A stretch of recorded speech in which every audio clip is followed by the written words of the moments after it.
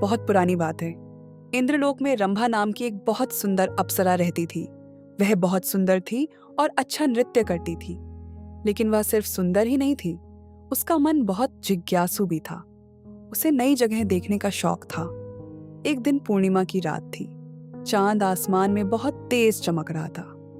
रंभा ऊपर से धरती को देख रही थी। उसे नीचे की दुनिया बहुत सुंदर लगी। उसने सोचा, चलो आज धरती देखकर आते हैं। वह अपनी जादुई छड़ी लेकर धरती पर उतर आई। वह एक शांत झील के किनारे पहुंची। चारों तरफ पेड़ थे, ठंडी हवा चल रही थी और चांदनी पानी पर चमक रही थी। रंभा उस सुंदर नजारे को देखकर खुश हो गई।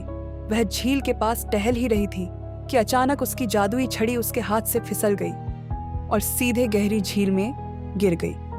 रंभा घबरा गई। उसने पानी में झांक कर देखा, लेकिन छड़ी दिखाई नहीं दी। जैसे ही छड़ी पानी में डूबी, उसकी जादुई शक्तियां खत्म हो गईं। उसके पंख गायब हो गए। अब वह एक साधारण लड़की बन चुकी थी। वह न उड़ सकती थी, न जादू कर सकती थी। रात हो रही थी। जंगल में अजीब आवाजें आ रही थी। रंभा डर गई। वह धीरे धीरे चलते हुए जंगल से बाहर निकलने लगी। कुछ दूर उसे एक छोटी सी झोपड़ी दिखाई दी। वहां एक युवक लकड़ी काट रहा था। उसका नाम माधव था। माधव बहुत गरीब किसान था। उसके कपड़े साधारण थे, लेकिन उसका दिल बहुत साफ था।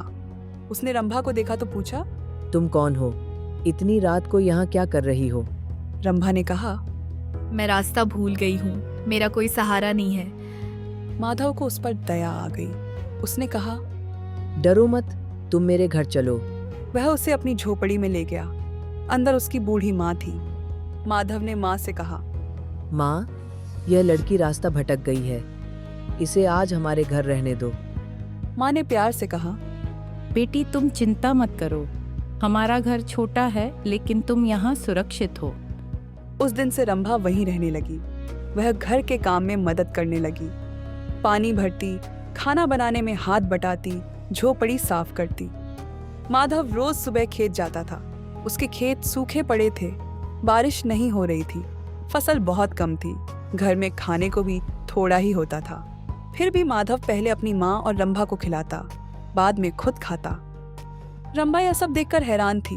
उसने सोचा, ये इंसान खुद गरीब है, फिर भी इतना अच्छा कैसे है। दिन बीतते गए। रंभा उस घर का हिस्सा बन गई। बूढ़ी माँ उसे बेटी की तरह प्यार करने लगी। एक दिन सुबह माधव झील पर पानी भरने गया। उसे पानी में कुछ चमकता हुआ दिखाई दिया।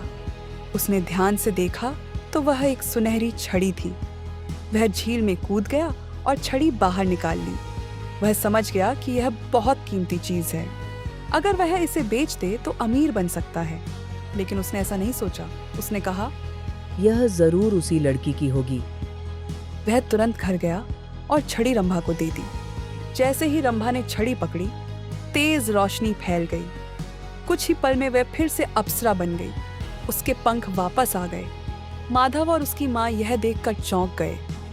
रंभा मुस्कुराई और बोली, मैं इंद्रलोक की अप्सरा हूँ। तुम्हारी ईमानदारी और अच्छाई ने मुझे बहुत खुश किया है।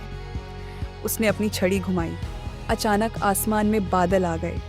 बारिश होने लगी। माधव के सूखे खेत हरे भरे हो गए। उसकी झोपड़ी एक सुंदर घर में बदल गई। रंभा ने कहा, जो इंसान दूसरों की मदद करता है, भगवान हमेशा उसकी मदद करते हैं। इतना कहकर वह आकाश में उड़ गई। माधव और उसकी माँ खुशी से रो पड़े। अब उनके जीवन में खुशियाँ आ गई थीं, लेकिन माधव पहले की तरह ही सरल और नेक बना रहा। इस कहानी से हमें सीख मिलती है कि हमें हमेशा ईमानदार और दयालु रहना चाहिए। अच्छाई का फल हमेशा अच्छा ही मिलता है। ऐसी ही जादुई और सीख देने वाली कहानियों के लिए टाइनी लिटिल बुकवर्म्स के साथ बने रहिए।